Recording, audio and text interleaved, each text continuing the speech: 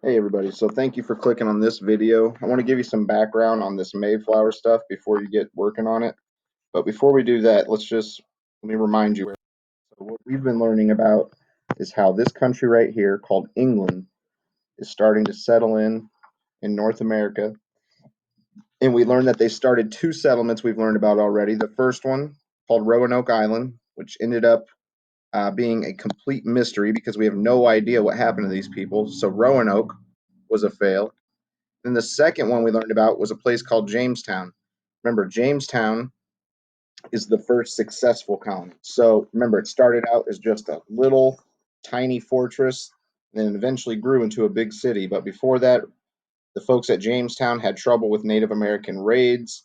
The leader, John Smith, had trouble with people working and they were starving and things like that.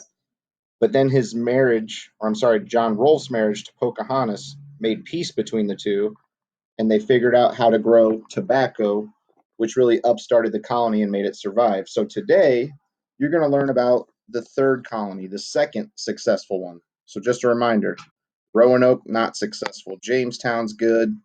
And this place you're going to learn about today called Plymouth is going to be successful as well. So you probably have heard of Plymouth and you didn't even know it.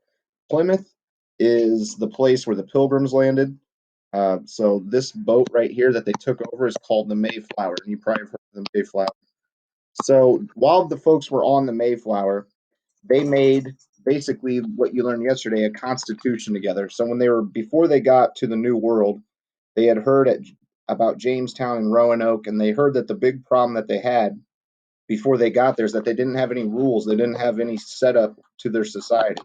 So the Pilgrims who were on the Mayflower, they made a deal with each other, and they all signed a contract together. And the deal was that they had agreed to the same rules. They had agreed that they would pick who their leaders are. They agreed that they were going to follow the rules together, and they built these rules together instead of having a king assign them rules. So that's kind of like the spirit of what America is. Our Constitution was made to ensure that we all follow rules together, but we're all protected by rights, and that we are not just going to be victims to unjust laws and a king.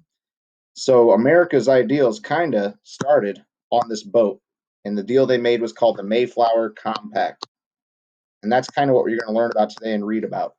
And so, in case you didn't know, those folks that were on the Mayflower, the Pilgrims, they landed at somewhere called Plymouth Rock, which is actually somewhere you can go today, and you stare at a rock. Dope, and it says 1620 on it. Is that the actual rock? It's they say it is. We don't know for sure, but that rock has definitely been there for a while. They can carbon date it, and they carved 1620 on it, which stands for Plymouth Rock. So you guys are going to learn tomorrow what happened at Plymouth, and you're going to learn before they had the first Thanksgiving, which is portrayed right here. Many other things went down, and we're going to watch that in the America the Story of Us video. So basically, what you're learning today is that this third settlement called Plymouth, okay, it is going to be the second successful one, like Jamestown, and unlike Roanoke, it will work out. So that's what you're going to learn about today. The folks that were on the Mayflower who landed at Plymouth Rock and the agreement that they made with each other before they started their society.